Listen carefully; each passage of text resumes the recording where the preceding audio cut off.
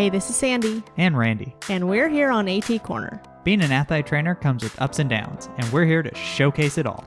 Join us as we share our world in sports medicine. Welcome back to another episode of AT Corner. For this week's episode, our education episode will be focused on the core. But not the core that you would normally think of. We're talking about the core in the foot, the intrinsic foot musculature. And like Randy said, this is an education episode and it is a CEU episode. So if you're listening to it as it comes out and you're an athletic trainer, you can actually claim this as category A CEUs. Thank you to Athletic Training Chat and Clinically Pressed. So if you're interested in those, make sure you head down to the show notes, episode description, wherever you're listening. Go ahead and the link is down at the bottom to do the quiz and course evaluation. So, as with any education episode that refers to any muscle or joint or anything, we're going to describe the anatomy specific to the intrinsic foot musculature. And then we're going to describe how the intrinsic foot muscles, kind of what their role is in stabilizing the foot. And we'll just discuss some of the rehab techniques to improve our intrinsic foot muscle activation and strength. Awesome. So why don't we get started with the anatomy? Yes, let's do it. Who doesn't love a little anatomy in the morning? So I feel like it's been such like a big like buzzword lately, the intrinsic foot muscles, right? I feel like maybe not as popular as it was maybe a few years ago, but I still feel like some people are kind of already starting to be in tune with it. But essentially the intrinsic foot muscles are just the small muscles that originate and insert on the foot, right? They're very local. They're basically chilling there. And there are both dorsal and plantar intrinsic muscles, but most of the research does focus on more the plantar aspect. I don't know if anyone really talks about the dorsal intrinsic foot muscles. Yeah, it's not really talked about a lot. And plus, like the plantar aspect, I feel like there's more going on to look at. So you could say there's probably more, they're more involved. And there's the like deeper study. layers, whereas Yes. the top of the foot, really, there's just a lot of bone. Exactly. There's not a lot there. Right. And like you said, right, so there are deeper layers. And there's actually 4 layers that actually lie deep to the plantar fascia. How it's kind of broken down are those first 2 layers, those first 2 kind of superficial layers are really parallel with the longitudinal arches. So this is like your abductor hallucis, abductor digiti minimi, flexor digitorum brevis. And then the next layer you have the quadratus plantae, which almost kind of follows the plantar fascia. It kind of comes off the calcaneus and starts to go towards the toes, but not all the way to the toes. And that one actually inserts into the flexor digitorum longus tendon. So it actually helps kind of stabilize that tendon and help make that tendon perform more efficiently. I mean, this is super helpful to know, obviously, for whatever population you're working with, but especially if you're working with performing artists. Like a lot of times they are going to have, you'll commonly see either like tendonitis in the feet, like a flexor hallucis longus tendonitis or some sort of musculature, or if you're dancing barefoot or if you're doing a lot of plantar flexion, there's a lot of things that can happen to the surrounding musculature that also then bleeds into the intrinsics. For sure. And I feel like the performing arts kind of realm is probably a little bit more familiar with this concept than probably like team sport athletes who think this is probably witchcraft when we start having them do the exercises. Right. As you go deeper, are kind of those last 2 layers really kind of align a little bit more with the transverse arches, not necessarily completely. But this is like your adductor hallucis oblique, which I'm sure everyone had that on their bingo card of muscles they remember. And then the actual interossi muscles. All right, so as I started the episode, right, these muscles are kind of viewed as like a core, right? And when you really kind of break it down, if you start thinking of like, oh, well, what do the multifidi do? And like transversus abdominis and stuff like that, right? These muscles act in the same way. They're very local, they're very small, and the idea is, they should be kind of similar to what the multifidi do in the spine. They should be stabilizing, right? And what this is kind of referred to in the research is like the foot core system. Mm-hmm. And they kind of broke it down similar to the spine, right? So it's made up of 3 elements. So your passive elements are like your bony structures, your ligaments that support the arch. The active is obviously the musculature. And then kind of the nervous system or the neural subsystem, which is just the nervous system and how it interacts with the nerves or with the muscles. And really the plantar intrinsics kind of play 2 roles. Obviously the active because they're muscle, but also because they're smaller muscles within the foot themselves, they also have a big kind of neural subsystem component because there are a lot of muscle spindles within those muscles that help kind of feed information to the central nervous system about the type of stretch that's going on at the foot. So it kind of gives your body a good idea of what's happening at my foot. Mm-hmm. I mean, the foot really gives you so much information just in basic gait. Yes, and another thing that kind of gets forgotten are the plantar cutaneous nerves within the plantar aspect of your skin of your foot are highly innervated. So you get a lot of sensory information from just the skin of your foot, let alone the actual muscles within the arch that help kind of, again, guide your foot on letting you know where you are in space, what kind of surface you're stepping on, what is it uneven, how to react to that surface. Yeah, exactly.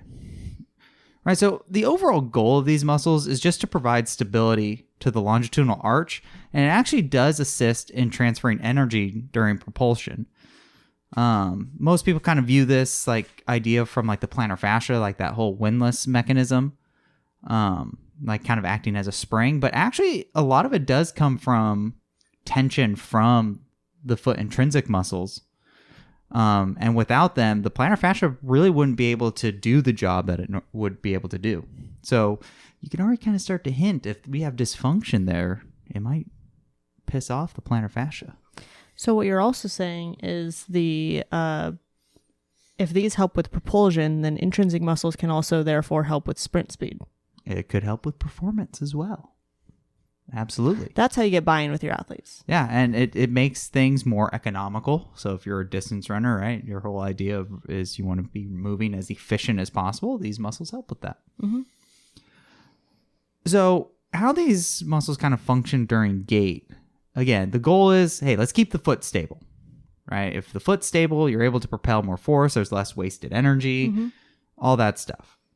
And where you really kind of see these muscles tend to like have their peak activity is towards the end of the stance phase. So this is when your heel's starting to get off the ground, your toes are starting to extend. All right, so the idea is it's placing a stretch, right? You're getting a little eccentric contraction, which is very, very forceful anyways. Mm-hmm.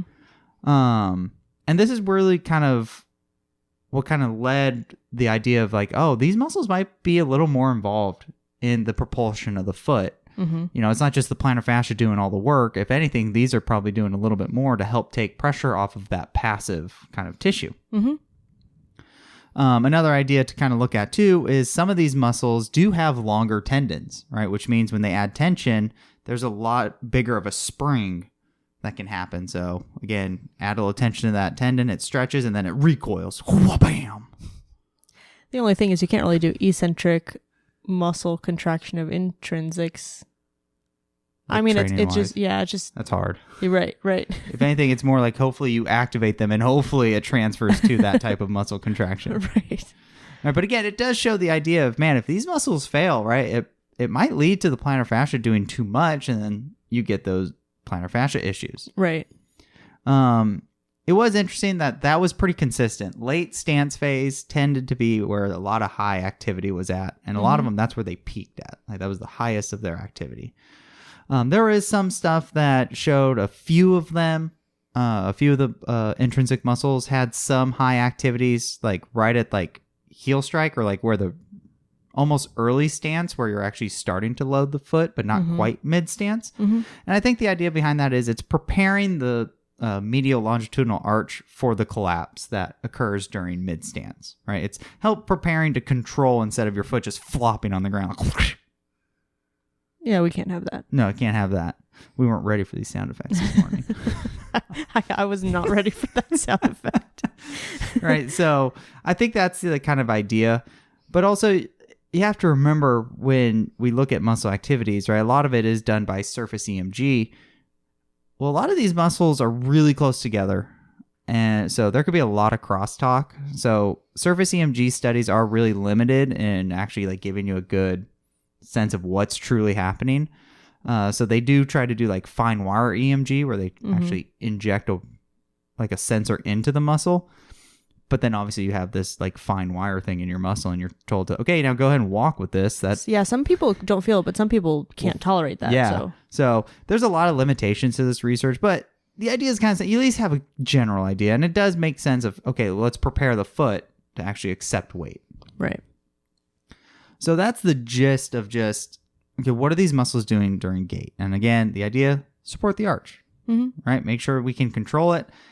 And if we know anything about the foot, right, it kind of sets the table for everything else because that's our first contact with the earth. And I think just to almost preface this, I know we're going to talk a little bit more about it later, but the goal of this is obviously to provide a foundation, but also when you're thinking about this foundation, really start to apply it in your mind of things that like things you see in rehabilitation or like, okay, if we know that these are helping us prepare to accept weight, then think about like your post-op athletes or your freshly acute athletes that maybe are not weight bearing. And then you're going to be placing weight on that foot and just like weight shifts and stuff like that. So kind of, it's not necessarily meant to change your rehab, but just kind of have a different approach in your thought process in your rehabilitation. Oh, that's a good idea. Like before you like someone who was immobilized for a while or like you said, post-op, before they start putting actually a lot of weight bearing, maybe we should wake these bad boys up. I mean, we really should be. They're really not. That's a good question. That's a good thought. This is not necessarily something you have to do when you're weight bearing. Yeah, for sure. And we'll talk a little bit more about that too. And there's another video that we're going to talk about too. Yes, a little throwback. So that's the anatomy of it.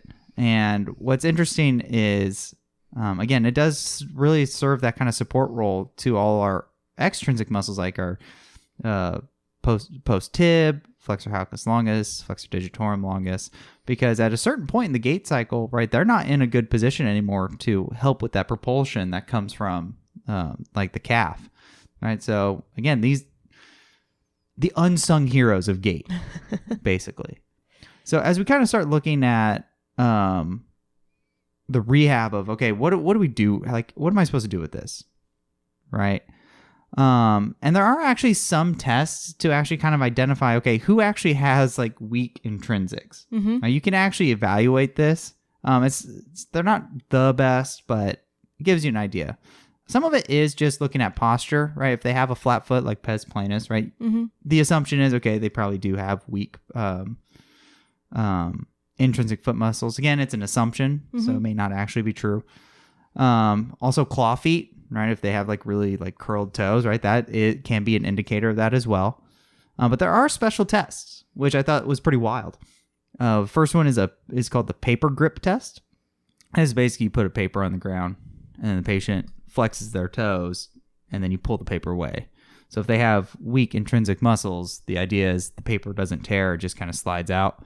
Whereas I feel like you really have to.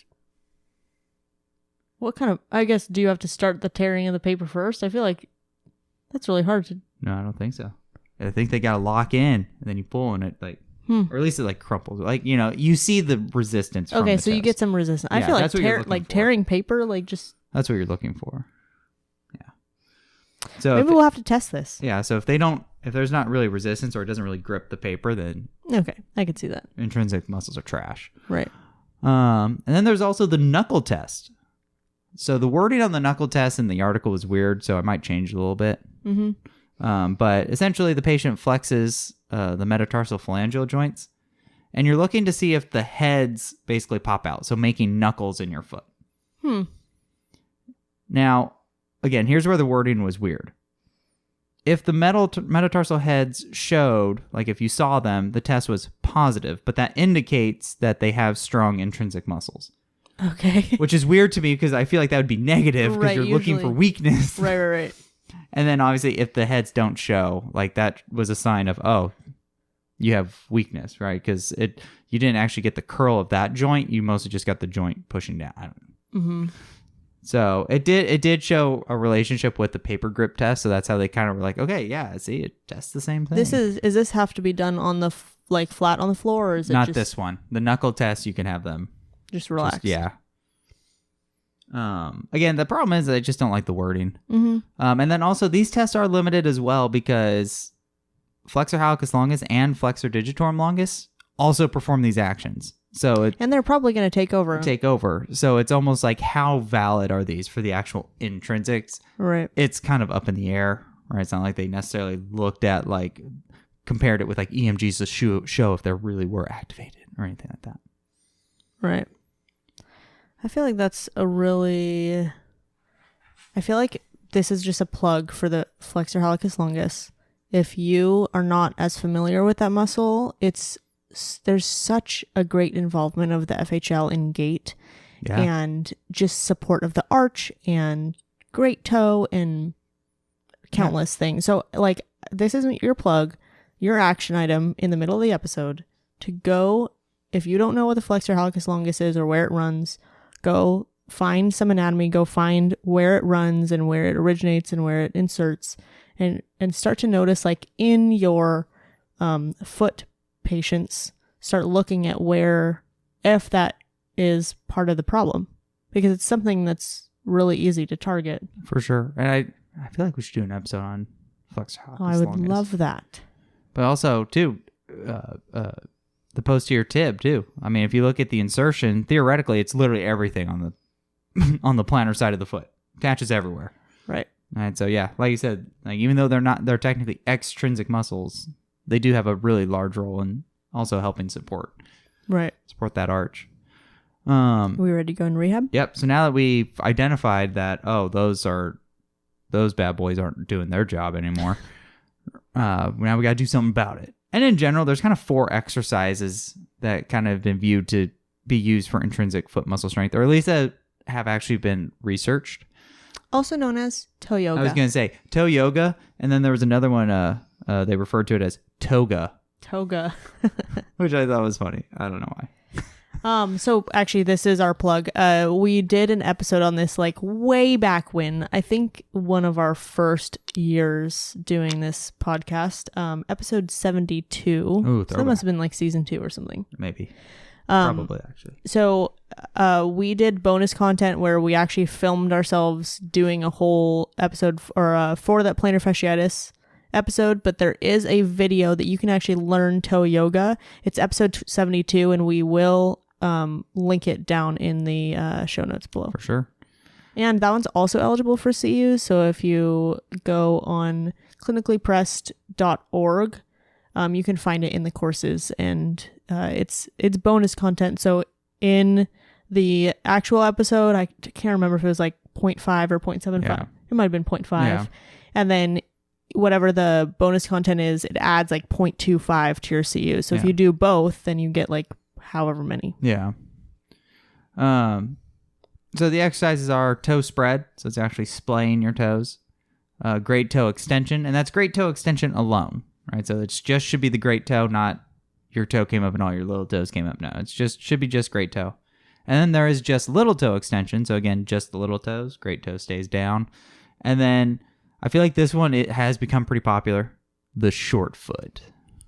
I feel like it is, but it also can be one of the hardest for people to pick up. I was going to say, this one is just motor learning hell for people that are doing it for the first time. They look at the best part is the looks athletes have when they do this. They're literally just like staring daggers at their foot as they're doing this to try and get this done correctly. I think that's some of the fun of it too, though. Like when you're, because I think it also helps with that buy-in of just like, man, this is actually really difficult. Why can't I do this? Yeah, I can't do this. Right. Oh yeah, and then they look like, when you explain it to them, they're like, huh? What? Yeah, just do this. I think we did short foot or arch doming in the bone. I think we did. I mean, you are pretty good at toe yoga. Thanks. You're highly skilled at the movements.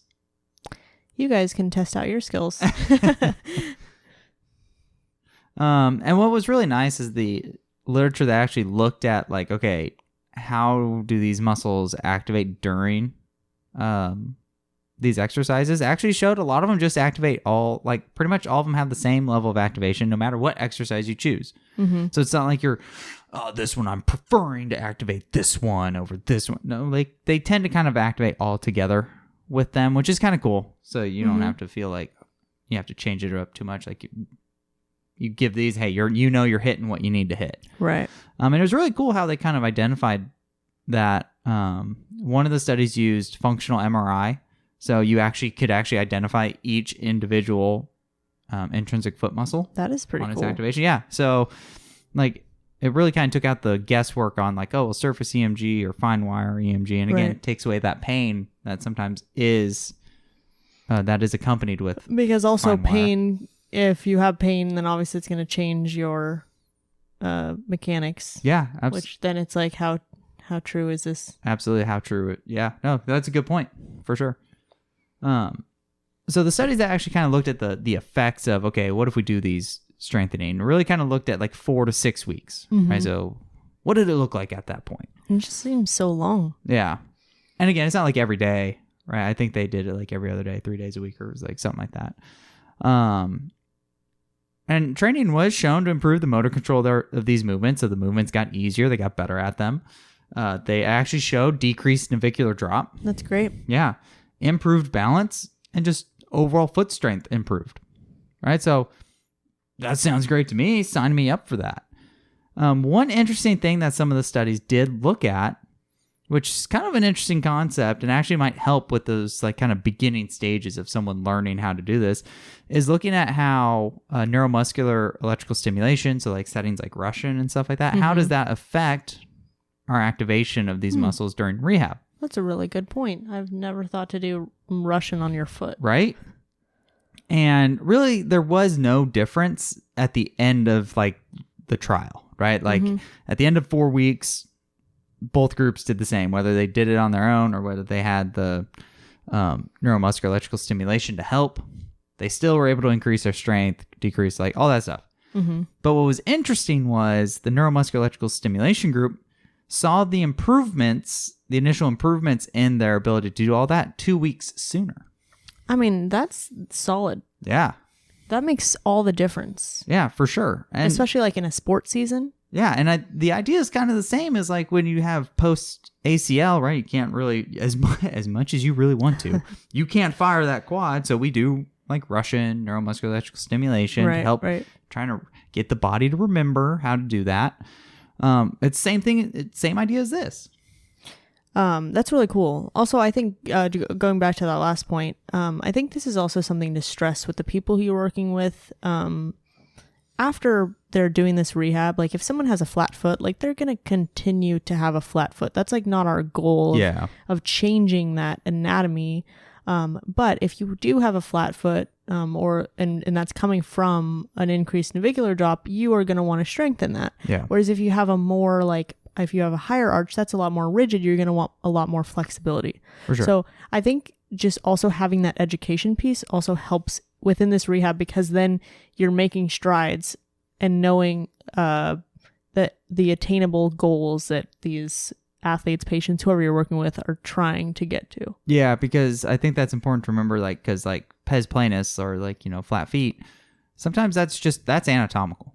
Sometimes that's just how their foot developed, and you're not necessarily going to change that. Right. Right. So yeah, for sure.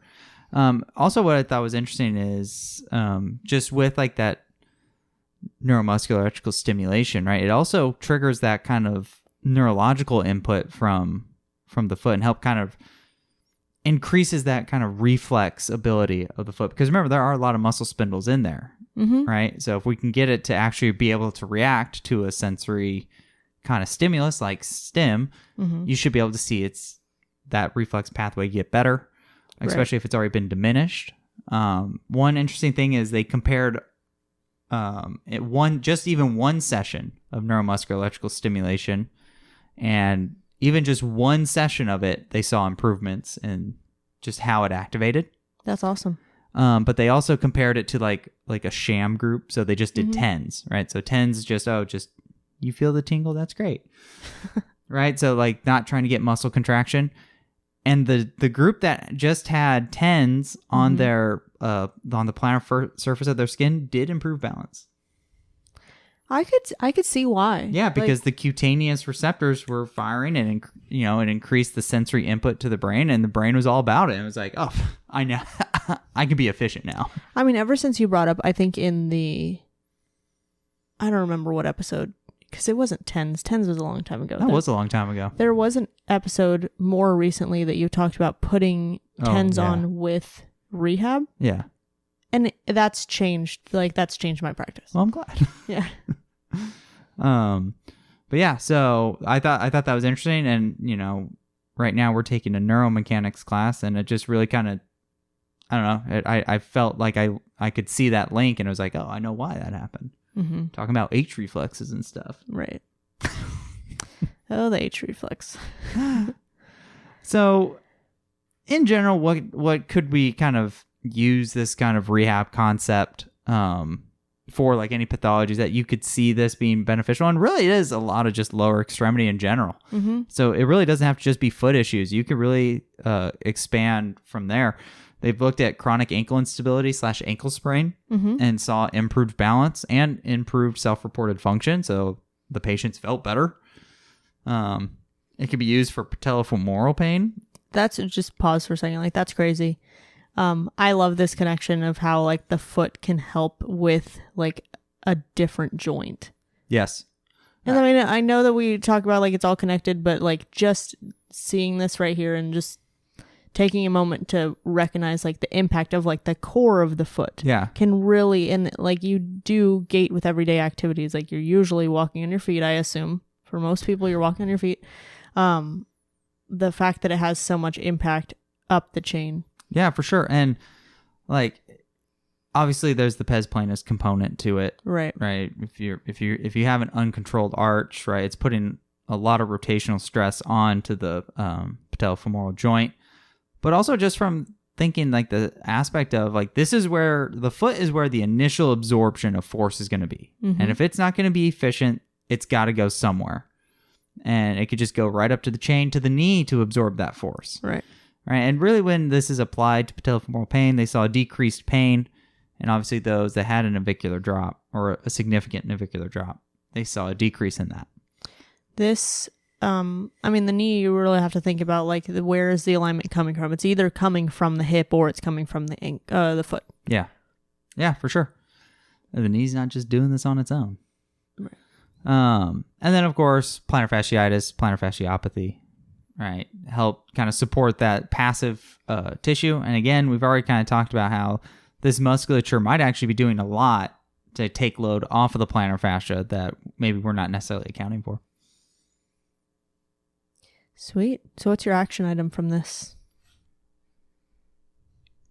The intrinsic foot muscles are just very important to movement, and we should probably be considering them for most of our lower extremity rehab. And if you have someone who's having a hard time trying to activate them, don't give up on them. Just throw them on some Russian. Especially that short foot, man. Yeah. Yeah, that short foot, it takes a lot of just dedication to that bad boy. Yeah. Action item, check out our bonus content of plantar fasciitis so you can learn toe yoga yourself if you haven't already, or toga as some like to call it. Also, action item, check out the flexor hallucis longus. I know it's not a foot intrinsic muscle, but it's important in foot musculature and gait and repetitive plantar flexion. There's so much it's important. And so check that muscle out while you're looking at the rest of the intrinsic muscles. Again, if you guys are interested in the CEU, clinically pressed and athletic training chat, thank you again so much. We have this linked in the show notes below or in the episode description, wherever you're listening. If you're interested in the references Randy used for this episode, how many about did you use for this one? I think we got to about 20. Nice. Or got close to it. Okay, so those will be on our website. Again, linked below. Everything is in the show notes, which also is a great plug for our MedBridge if you are interested in like a more long-term subscription of CEUs. I think we have about 35. I think we have about 35 just for AT Corner. Holy smokes. Yeah. So you can't do all of them through us yet. But we have about 35 right now, which are all up on clinicallypressed.org. But if you're interested in like a more long-term subscription, like a 1 year, which this is a reporting year, but also it counts for next reporting cycle since you'll have it through the part of the next reporting cycle, you can use code ATCorner for $101 off MedBridge. Yeah, and some subscriptions also have like a lot of other cool features that you can use for your practice too. And with that, we also do different types of episodes, not all CEUs, obviously, but we also have story episodes with stories from real athletic trainers. We're soon doing a softball stories episode, so make sure you keep an eye out on our Instagram stories if you want to submit your softball stories. And I think that's it. Thank you for helping us showcase athletic training behind the tape. Bye.